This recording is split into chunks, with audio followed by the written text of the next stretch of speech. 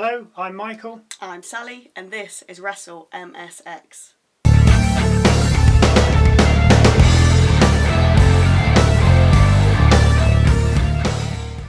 After Samantha Irvin sang God Bless America, Triple H did a skit with Cody Rhodes, and then Jade Cargill, Bianca Belair and Naomi welcomed us to Bad Blood before we finally got underway with the opening match.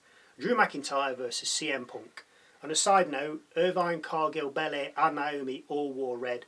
Corey Graves sporting a red jacket and red trousers, and Michael Cole in a red tie. I'm sensing a theme.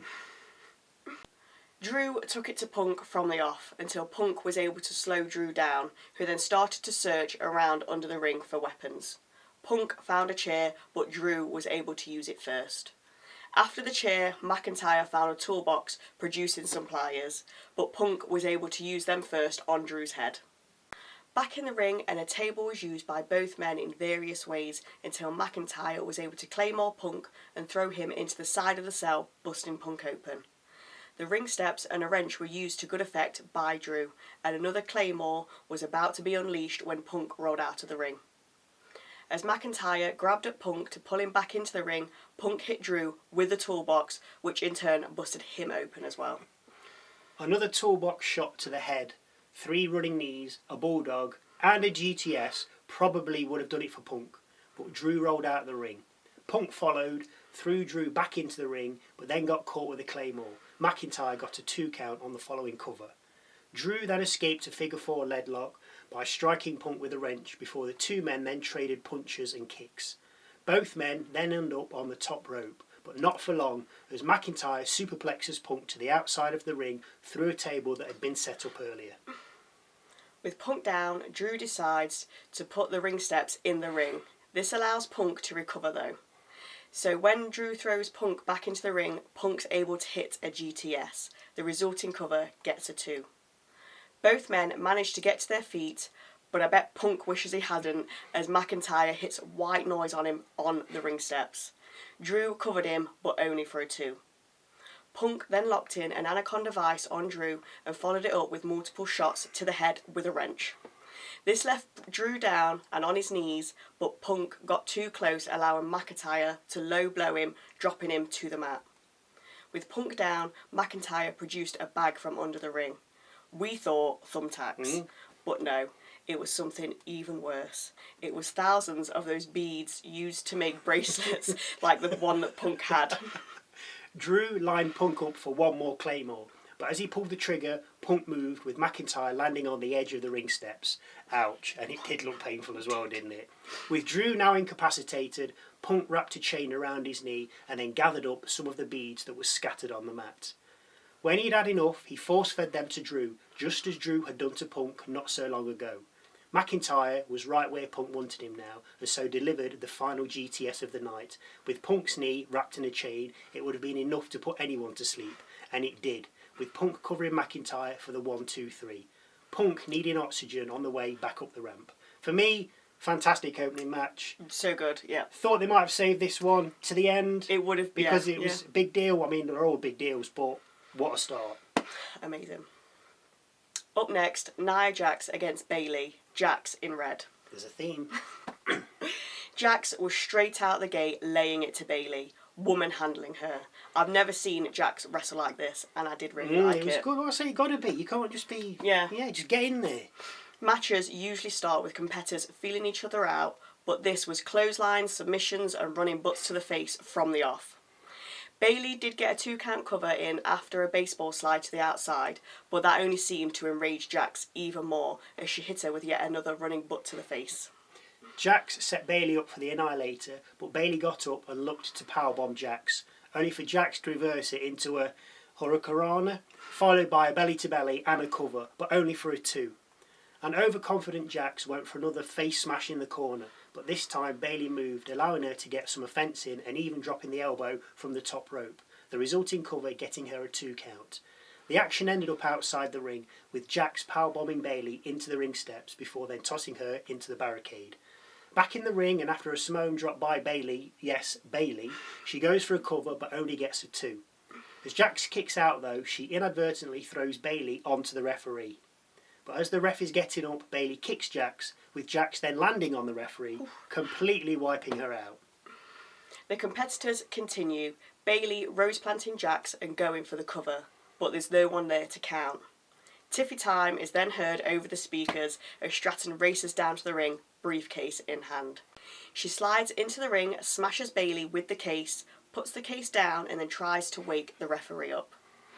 As the ref comes to, she picks up the briefcase, Stratton trying to take it off her, but at the exact same time, Jax sits up Undertaker style. Jax assuming Stratton's cashing in on her. Tiffany pleads her innocence with Jax, Bayley taking advantage and rolling up Jax for a 2 count. Bayley then goes for an elbow again from the top rope, but Stratton momentarily distracts her by throwing the Money in the Bank briefcase at her. This allows Jax to get up on the second rope, manoeuvre Bayley onto her shoulders, and then Samoan drop her. Jax then drags Bayley over to the corner, annihilates her, and then covers her for the win.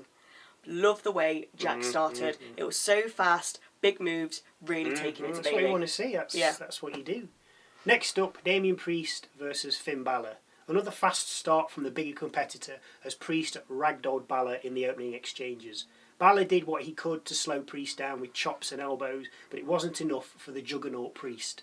For every move Balor tried or connected with, Priest would reply tenfold. A Falcon Arrow got Priest a 2 count and then a Razor's Edge at the same result. At this point, Balor exited the ring. Priest followed, first launching Balor over the announcer's table and then delivering another Razor's Edge on the apron of the ring. Back in the ring and Priest is looking to finish Balor when, of course, Carlito and McDonough appear. Priest goes for JD, but he pulls his neck down onto the top rope. The referee is distracted by Carlito at this point. With Priest choked and on the mat, Balor hits the coup de grace. It only gets a 2 count. Carlito distracts the ref again. As he does, JD slides a chair in for Balor. But as he tries to use it, Priest kicks it, causing it to hit Balor. Priest, now with the initiative, goes for the South of Heaven, but Finn counters into a roll-up pin for 2. Priest again goes on the attack, but again Balor reverses it, buying himself enough time to climb to the top rope and deliver a coup de grace to the back of Priest's head, just as Priest was getting up. Balor goes up top again and drops another coup de grace on Priest's back before going up for a third coup de grace. This time he gets caught by Priest, who then proceeds to deliver a South of Heaven. Finn is done. Priest covers him for the win. I thought this match was going to be quite clean. Seemed to be heading that way until obviously the Jackals, Carlito and McDonough appeared. Thankfully they didn't really affect the outcome of the match. Yeah. Good match though, good match. Triple H out next with some news. Ooh. He's not coming back. Damn. He uncovers a new belt and declares that at Crown Jewel, the WWE Champion will face off against the World Champion, with the winner becoming the first ever Crown Jewel Champion. The Women's World Champion will also face off against the WWE Women's Champion for the same reward, although that belt wasn't shown. Gunther then comes out talking about Zayn and then goaded Goldberg, who was at ringside. Goldberg, though, had heard enough and jumped the barrier, with security getting in the way. I say, let them fight. While Gunther is looking at Goldberg, Zayn attacks Gunther from behind and gets a few shots in before it spills out of the ring and security break it up. Gunther exits the arena, Zayn acknowledges the audience, and Goldberg stands on the middle rope saluting the crowd. Next up, Liv Morgan versus Rhea Ripley for the Women's World Championship. Dom was placed in the shark cage, which was then hoisted above the rampway. Not the ring, No. the rampway. As soon as this was done, the bell rang and Ripley went on the attack, ragdolling Morgan just as Priest had done in the previous match against Balor. When Morgan does get some offense in, she focuses on Rhea's knee, hitting and stretching it when she can. The fight goes to the outside with Liv in control, even managing a sunset flip powerbomb from the apron, sending Ripley into the crowd barrier. Morgan rolls Ripley back into the ring, climbs to the middle rope, jumps and lands a codebreaker. It looked incredible. How Ripley kicked out on 2, I have no idea. The timing was perfection. Yeah. Rhea then avoided an oblivion, with Liv countering a riptide into a new move called the Home Wrecker. Thankfully for us, she told Greaves what it was called earlier, so we have a name for it. Thank you, Corey. The resulting pin by Liv was kicked out of at 2. Morgan goes for the Three Amigos, but Ripley stops her on the second and delivers a razor's edge. We then go to the shark cage and see that Dom has somehow opened the door. Meanwhile, Rhea climbs the top rope, yeets, and then drops a frog splash on Morgan, covering her for 2. The fight then goes to the outside again, right under the cage, with Rhea hitting a riptide on Morgan. Dom's seen enough, edges too close to the open door, and falls out the cage. Luckily for him, the chains in the cage had wrapped themselves around his ankle, stopping him from hitting the floor and leaving him dangling in midair. To be fair, that stunt looked good. It did look good, yeah. Ripley then tells the ref she has some unfinished business and that she will finish Morgan in a bit. The ref says, okay. Rhea leaves the ring, pulls out a kendo stick from under the ring, and then lays into Dom as if he's a piñata. The assault on Dom is relentless until she's attacked from behind by Raquel Rodriguez. Rodriguez throws Ripley back into the ring to carry on the attack. At this point, the bell rings and the match is void due to outside interference. Ripley wins, but Morgan retains. Again. Last match of the night. Maybe the one we've all been looking forward to. Yeah. The Bloodline, Solo Sikoa and Jacob Fatu versus Cody Rhodes and Roman Reigns. Bloodline out first, followed by a rendition of Cody's theme played by the University of Arkansas Pine Bluff Marching Band. It was good, don't get me wrong, but at some points it did sound like they were playing kazoos, which reminded me of Edge and Christian. If you know I'm on about, you know I'm on about. Reigns was then played out by an orchestra, and for me, this had a WrestleMania feel about it. Yeah, it did. It was so well done, and Triple H, that's how PLEs should always feel. So he's done a good job there. Definitely done a It was good that job. big, Big match feel. This is a big deal. Yeah. And I know PLEs try that, but this one they got spot on. Yeah. With all 4 men in the ring, Solo removed and raised the Ula Fala, with Reigns shaking his head in disgust. After a long discussion, Rhodes and Fatu started the match. A disaster kick seemed to do nothing to Fatu in the early exchange. Solo then offered his hand for Jacob, who tagged out. Solo stepped into the ring. Cody told him to wait. The crowd going wild at this point, chanting for Reigns. So Rhodes gave them what they wanted and tagged in Roman. 10 mounted punches from the OTC and then being tossed out of the ring did for Solo, before mounting a comeback of headbutts, punches, and of course, running butt face in the corner. Let's see how many of them we see in this one. Solo then tagged in Fatu, who continued the onslaught with another butt face run and punches in the corner. Reigns tagged out, with Rhodes coming in and getting the better of the Samoan werewolf, dropping in with a Cody cutter. Solo then distracted Cody, allowing Fatu to Samoan drop Cody and then tag in Solo. Solo took Rhodes to task before tagging Fatu back in, who also dismantled Rhodes. Fatu then got an assisted running butt face in on Rhodes, which was swiftly followed up by Sikoa doing the same. Rhodes looked out of it, Reigns looked annoyed. As Cody found some space to tag out, Fatu pulled Roman down from the apron. No partner, no tag. So Cody had to suffer some more at the hands of the Bloodline. Rhodes got his knees up on a swanton from Fatu, buying him enough time to finally tag in Reigns. Fatu reaching for Solo. The OTC then went to town on Solo, Superman punching him but only getting a 2 count. As Reigns lined up another punch, Fatu attacked him from behind. Reigns then suffered a super kick, a double super kick, a moonsault and a splash from the top rope by Solo. The resultant cover broken up onto by Rhodes. Fatu and Rhodes then fought on the outside, with Fatu falling to a crossroads, 2 super kicks which put him on the announcer's table, and then a splash from Rhodes onto the announcer's table from the top turnbuckle. Didn't know he had it in him.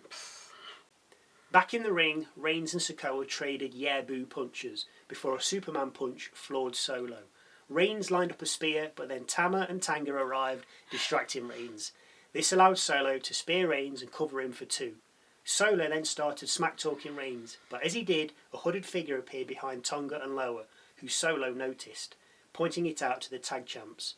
They attacked the figure, but the figure dispatched them in no time at all. The stranger then removed his hood and revealed himself to be none other than Jimmy Uso. He is back. Yes. With Solo distracted, Reigns speared him and then covered him for the win. After the match, Jimmy and Roman hugged it out before Reigns and Rhodes stared at each other in the ring. Reigns then leaving with Jimmy. The Bloodline then re-entered the ring and started to beat down Rhodes. Jimmy telling Reigns they gotta help. Reigns replied, "No, only one time," as the beatdown continued.